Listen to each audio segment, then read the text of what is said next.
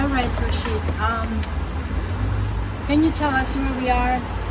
Hi guys, this is Glenda and Rashid back with Travel Chat again for Global Citizen Travels. And Glenda is trying to find out where we are because we are really overwhelmed with the view. We're in the town of Bad Gastein in Austria, and today we're going to talk a little bit about our trip to Bad Gastein, how we got here. As you may all know from our past travel chats, we live in Atlanta, Georgia, in USA. So Glenda will lead us through the different topics, and then we'll discuss our experience and hopefully something helpful for you guys to use in your travel. Yes. So let's talk about our direct flight to Europe. Like, Yeah. what can you say about it? What are the pros and the cons you can think of? Yeah, good point. So typically, whenever we are flying to Europe from US, as I mentioned, we live in Atlanta. I'm always thinking about like what's the cheapest way possible, like saving money. Now that's not always practical, and saving money doesn't necessarily turn out to be just a dollar value. As we found out, for example, in the past, we have had taken trips where it seemed like a very cheap flight, but ended up having like 2 or 3 connections. And by the time you get there in your destination, You like just for wanna us, sleep. yeah, it was like past midnight, we couldn't really do anything. So we were looking for something like a direct flight. That's the one advantage I saw of direct flight, is that if you can plan it well, as I mentioned, we live in Atlanta, so that's on the east coast of US. So flying to Europe, some of the main gateways are Atlanta, Orlando, Miami, New York, Boston. Those have shorter flights to Europe. But if you live in, say, the Midwest or the West Coast, it may be a little difficult. But on the East Coast, I think direct flights are more available. Yeah. Just keep in mind that they are typically more expensive, obviously. When you're flying in, it's overnight. So you can sleep through the flight. And then for us, it was 9.5 hours to Milan. And if you look at the map, Milan is almost like middle of Europe. So it was a pretty good, middle of Western Europe. So it was a pretty good flight for us. One direct flight, we got here like 10, I think, in Milan. And then we were out of the city by like 11, I think. 11. Yeah, we rented a car, so we planned it that way because we were obviously coming to Austria and seeing places on the way. But I think if we use a connecting flight, it would be much tougher for us. We wouldn't get that extra day to visit places. Some things to keep in mind with direct flight is that it, like I said, it's more expensive, but also even though we booked early, depending on your plan, like unless you're a member, like a privileged member of one of the airlines like Delta and stuff, you may not get an early chance to choose your seat unless you pay for it. So if you don't pay for your seat, in our case, the 3 of us, our youngest kid went with us, came with us, and then we couldn't all get three seats together because we didn't purchase the seat beforehand, because those flights are very demanding. If you think about it, it's like a direct flight. So that's something to keep in mind, the pros and cons. Maybe you want to purchase a seat in advance. But yeah, in general, it's a advantage. I would say more benefits that outweigh the little hassle. Yes, but exactly. yeah, just to keep in mind, maybe hard to get seats booked advance unless you are purchase the seat or in a membership plan. But yeah, we were able to get here pretty quickly. Yeah, another thing in Europe is that if you are going to drive around, you want to rent probably from the bigger airports like Milan, Munich, Paris, those places. And UK is a little different because they drive on the other side of the road. But if you're from US and used to driving, most of Europe is very similar.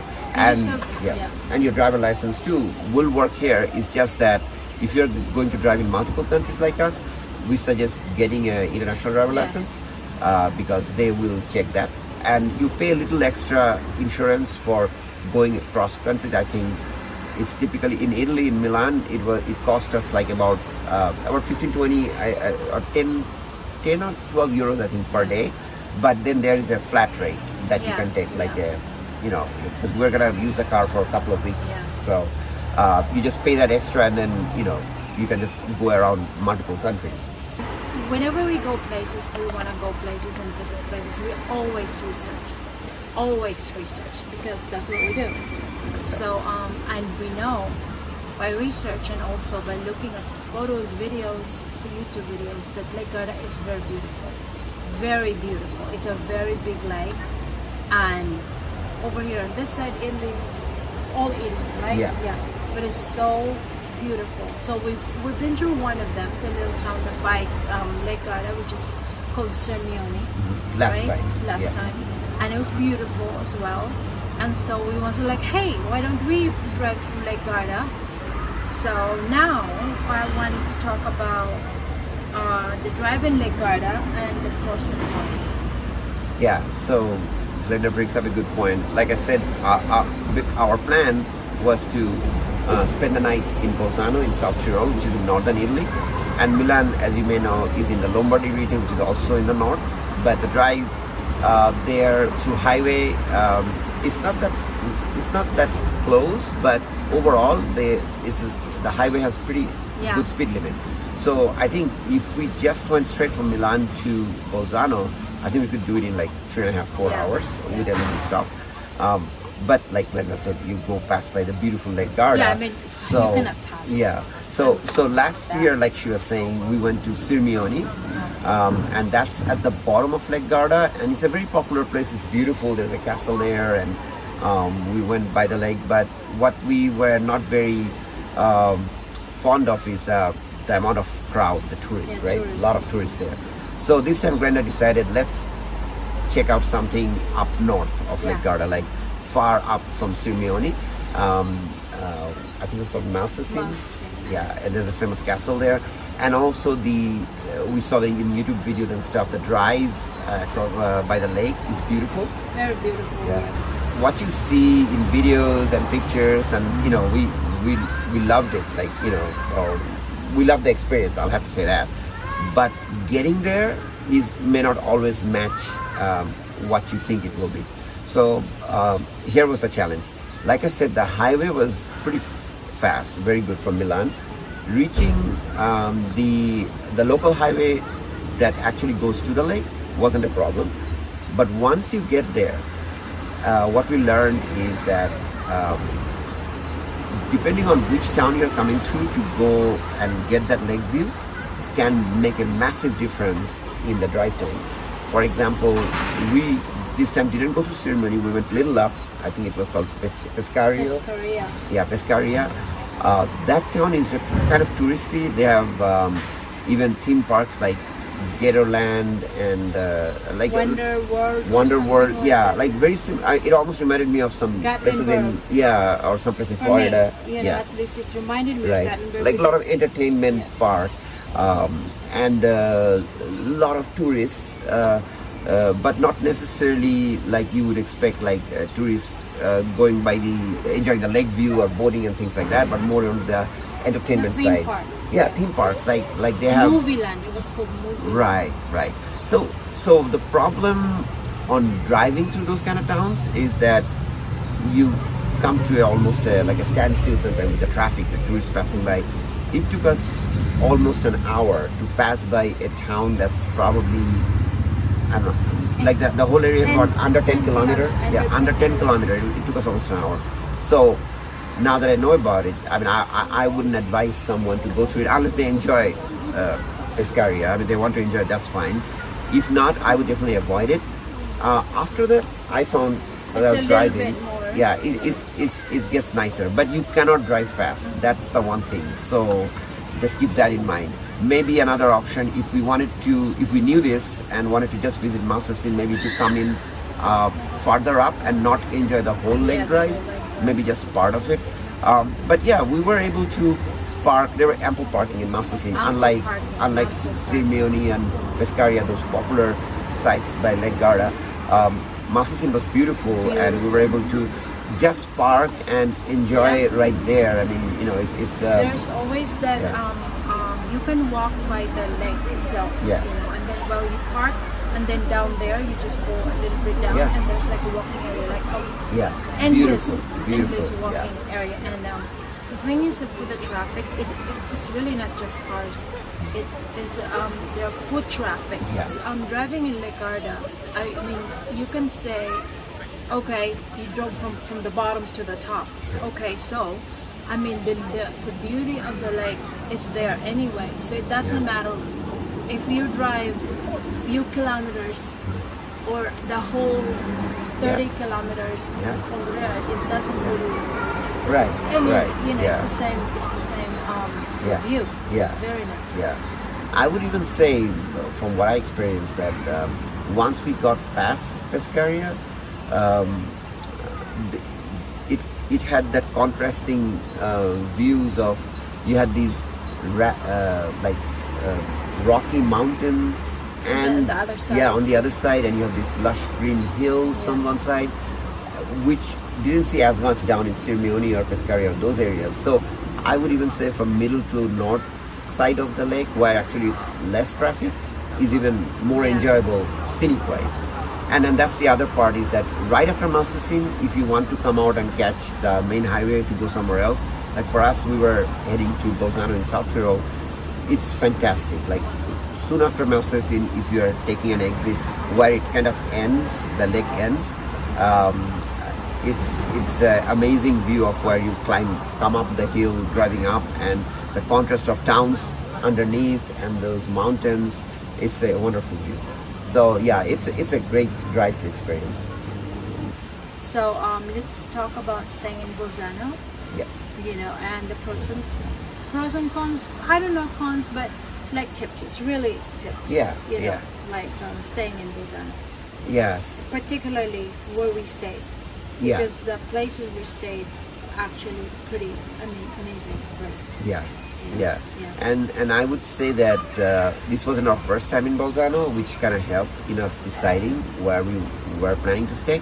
So last year we passed by Bolzano. We were exploring the Dolomites, and we stayed at a place called Mondelhof in Gastein, which is kind of the gateway to the Dolomites.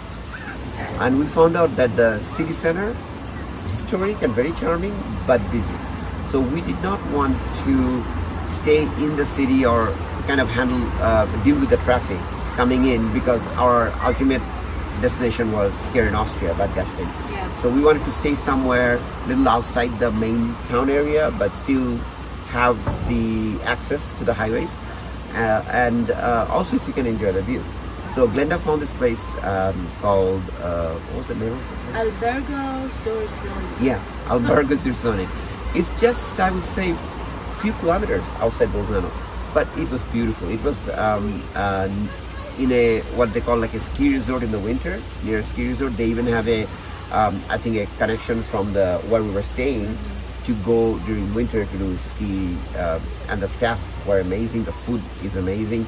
If you get a chance, they had a restaurant at the main floor. That's another part, our advantage of staying there, is that that restaurant in the same building, and we enjoyed some very good Pizza. Yeah, pizza. Wow, the size of the pizza, that was just massive. Yeah, we'll have photos and some videos for you guys. And also in the morning, the breakfast, because the food there, even though we were still in Italy, is northern Italy. The South Tyrol is in northern Italy, and they have a lot of their food have similarity to, I would say, to Germany and Austrian food. It's like basically Alpine food, and so it's a bit different than what you'd expect in places like Tuscany and or Amalfi totally Coast. different. Pretty sure. I mean, because they were in history, of course, because there were different countries, Regions, like yeah, regions, yeah. you know, like, and they even speak. Different kingdoms. over there. Yeah, they hardly. I think majority doesn't even speak Italian there. Yeah. So yeah, Tyrol was a region, and then I think historically it got divided after when Italy became a country. They got part of it, and then I think World War One they gained, I think, more area there. So the people, that were living there, part of them become Italians in name, and then the other ones, it's just Austrian. So okay, so that hotel was amazing. Yeah, we right? loved it. And it was I personally chose it because it was very near where we're going the next day, which is the Dolomites.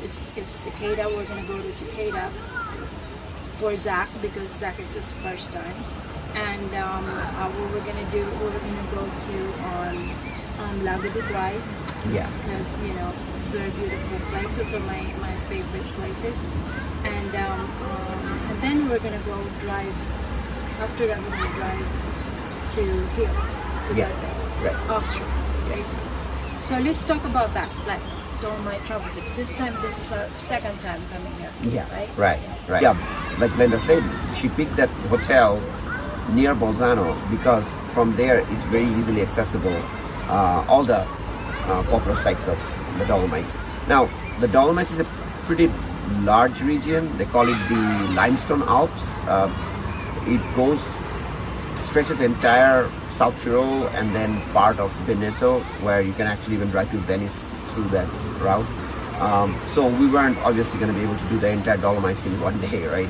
But we knew the very popular ones, and like our youngest, Zach, who came with us, he hasn't been to Italy before. In fact, he hasn't been to Europe before. So for his first trip, we figured this would be something interesting for him. So we picked just the very popular parts.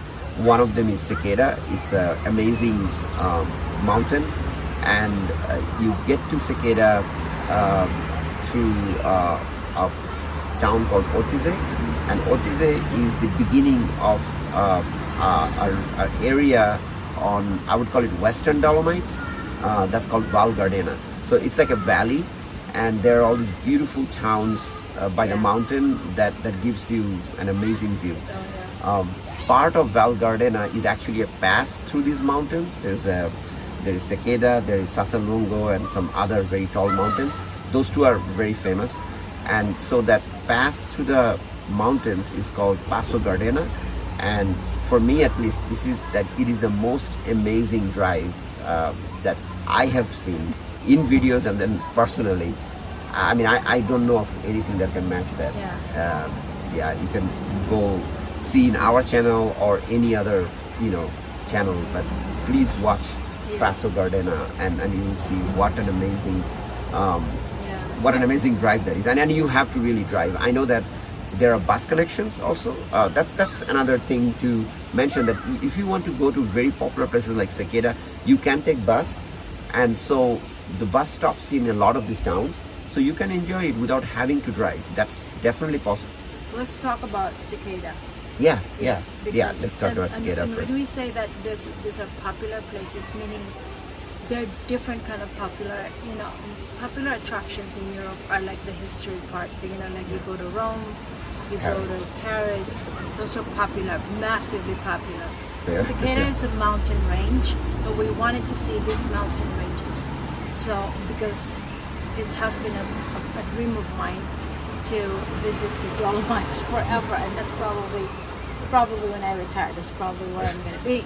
But that's a very beautiful place. And also Zach doesn't like, it's not that he doesn't like to, he's uncomfortable going to this massive tourist places. Right. Like last year, we haven't published the videos yet for the Paris one, but I really want to probably highlight that part, because and Glenda had talked about this before, right? Like you see Venice, you see Paris, Rome. As much as we love them, we would also like to experience places that a lot of Europeans or locals go to, and the Dolomites are a great example of that. And we actually are planning to have a talk about those popular places and the times you want to go there to really enjoy. Right. That would be a great travel chat episode, but that's on its entirety. That's a lot to talk about there. Okay.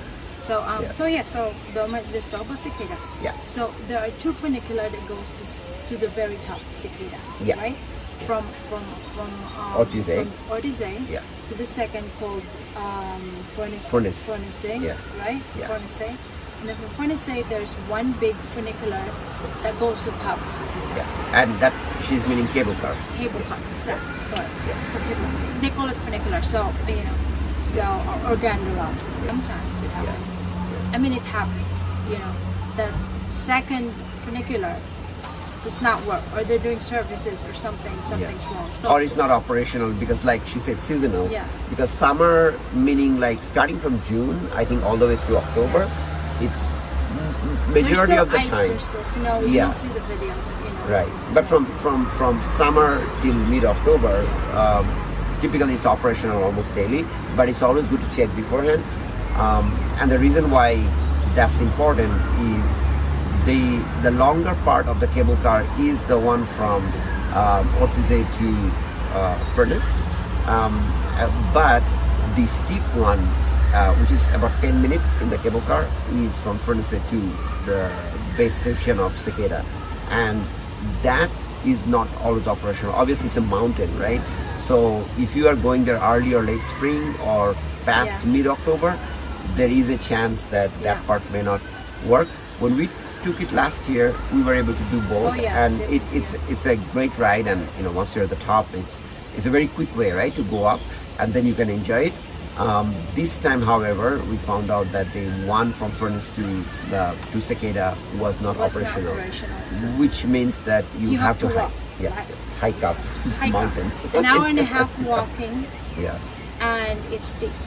It's I mean, steep, it's yeah. all the way up. But you can try. We actually kind of we tried, but we weren't planning on doing that. So Right. I'm diabetic, as you know, I'm diabetic Dora, right? So I didn't have any sugar with me. We didn't have enough water. Yeah. We didn't. So it's like, okay, we tried. We went through actually almost halfway, right? Yeah, about 40%, I would say. Yeah. But I was feeling it already. It's like, nope, I don't want to pass out somewhere. Right. But also, I think we looked at our time because we had planned about 3.5 hours, 3 to 3.5 hours at most in Cicada from our past experience, right? Because just going through the cable cars, going up and down is going to take you maybe a little under an hour, 45 minutes, a little more. So if you take that out, you really have 2 to 2.5 hours Yeah. in there, right? But just to do the hike, so going up is 1.5 hour, coming down is 1.5 hour. That's 3 hours in itself, and then you want to spend at least an hour and a half or two over there. So it just wouldn't fit in our time schedule. So if you do plan to hike, which people do, Oh yeah, that's it's a great lovely. way. It's lovely. Right? Yeah, and I would say that taking the cable car to Furnace and then hiking up is the proper way. If you want to hike all the way, that's a much longer because the distance that you have to cover. But be prepared, and I would suggest to make it a whole day affair if you're going to do that. For us, it was like a 3.5 hour plan. So we did go somewhat, and since we were there last time at the top, so we got both experience. So I think, unfortunately we didn't go all the way That's up hiking still, up, that's but still one of my maybe next time. one Yeah. of my bucket list to go Yeah. up top. Yeah. But I gotta be ready. We weren't ready that day because we were thinking that we can be up there. So I was totally unprepared. But anyways, but we could have. I just didn't want. Yeah, that would be a different story. And time-wise too, Yeah. right? Because it would take us. We're talking about at least 3.5 to 4 hours. Like after we have already started, so that would be just too long. So then we wouldn't be able to enjoy the other parts of the Dolomite, which I was coming to. Is that the plan was that we would do Cicada 3.5 hours. Then there are these other popular places that our youngest Zach, we're going to take him, and you can do that in a day if you have that preparation. So we have to make a choice that do we want to push through and finish that and spend more than half a day there and not be able to do those other stuff and then still have to drive to Bad Gastein, or just enjoy this and then turn to the Paso Gardena, the one I was talking about. Yeah. Okay, so once across, we get out of Cicada, and we're gonna go to a very nice drive, right? And then Paso Gardena. Paso Gardena, which is, I agree, it's an amazing drive. I mean, you kind of from your right, from your left, from your right, back, front. It's an amazing drive. So let's talk about the drive, and also the places that we got down. Yeah. Remember, Right. we had Right. and also it's the restaurants that are available there and what to eat, because different seasons, different food that they That they can offer. that they offer. Yeah. So yeah, so let's do that. Yeah. So our plan was to do Cicada like three hours or so, and then do the Selva di Val Gardena, where we can get up close to Sassalongo, and then go up after Corvara north into Lago di Brais, spend some time there. And the advantage of Lago di Brais is from there you have the highway connecting straight into Austria. So that's what we did. So Selva is amazing because you go through Passo Gardena, and then you can stop in this place a little bit outside the main town of Selva, where there is a spot that you can park, and there's a restaurant there, like Glenda mentioned, seasonal obviously. So the way, again, we want to emphasize that there is a timeline on when you want to enjoy the Dolomites. Either you enjoy in the winter, which is like December, January, where there's a lot of skiing opportunity, or you go between late spring and mid-fall, Yeah. like mid-October, I would say. So because outside of that window, most places are closed. They are either preparing for the winter or they're preparing for the summer. So, and also even the roads will be closed because it's just, I mean, we're talking about mountains you're going to drive up to, like, 4,000, 5,000, 6,000 feet. And, if you want to hike up, you're going to hike up, like Cicada is at what, 7,500 feet, 8,000 feet. Sassalongo is close to that too. You can walk up right up to the base of the mountain in Sassalongo. Like if you stop next to like one of these viewing area, Glenda was mentioning restaurant also. The restaurants also is seasonal, right? So when we got there, they are not fully operational, but they're still open. Like in October they were closed, but this time they were open. The one right outside Selva, and they had a beautiful view where you can sit in the terrace, and Sassalongo is right there behind you, and you're enjoying food. And late spring gets that very contrasting weather and view, because we are sitting there, I remember, in the terrace, Warm. eating goulash. Fantastic. It's like a Hungarian delicacy that is also in the Alps area. Hot soup with beef and stew or other things, depends on, you can, I think Goulash is really a stew with stew, yeah, different kind of meats and peppers, paprika there, and then they give you this hard bread. It's just so delicious and filling. And then enjoying the sun, there was plenty of sun. It was sunny day, which is a good idea to, if you're driving to Dolomites, to try to drive on a sunny day, check the weather. But then we can just step off the terrace, walk up like maybe 100 yards, come up to a place literally on Sassalongo, and you can then walk the trail into the mountain. You have snow behind you while you have the sunshine, and we're going to share some of those pictures and probably a slideshow video, because once you see that, I think it's one of the most amazing views in the world. How you can see the mountains around you. So anyway, to summarize, that drive Passo Gardena is amazing experience, but you want to manage your time. So and then just be mindful that you're driving through mountains, right? So if you're not experienced, yeah, and there are a lot of bikers there. Not the ones that you see in Lake Garda. These are the bikers that are more experienced, I would say. Yeah. So, and then you will see some high performance cars too, because there are a lot of films and stuff that goes on, or racing or rally racing. So you'll get to see some supercars on the road. It's fun to They were having watch also those. a show. Remember those Yeah. old Right. classic cars? Classic, rally cars, very good. So our plan was Lago di Brais. So Glenda, you want to talk about Lago di Brais? So Lago di Brais is a lake, which is a very popular lake. And the Austrian name, you want to mention the actor, Pragsur-Wilsee. right? Pragsur-Wilsee, Yeah. Lago di Brais.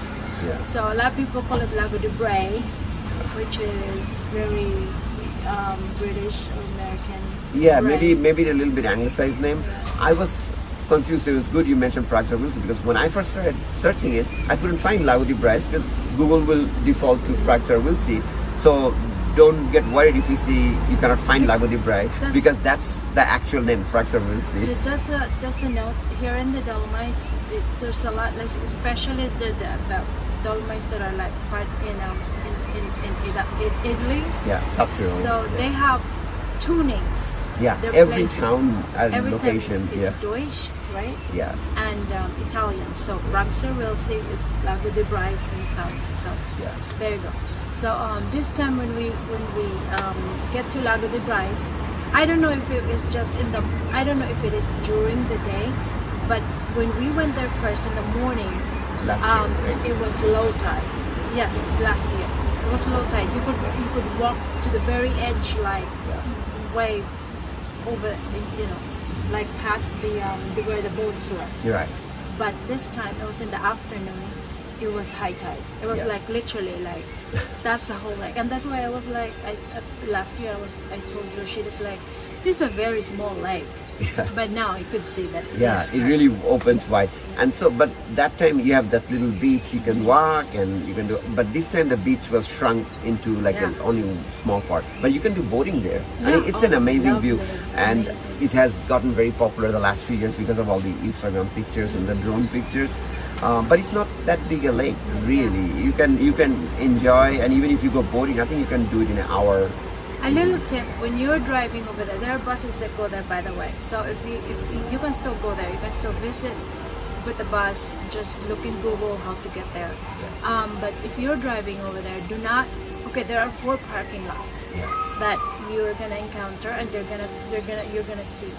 So the first parking lot mostly is for hikers and for people that have trailers, right?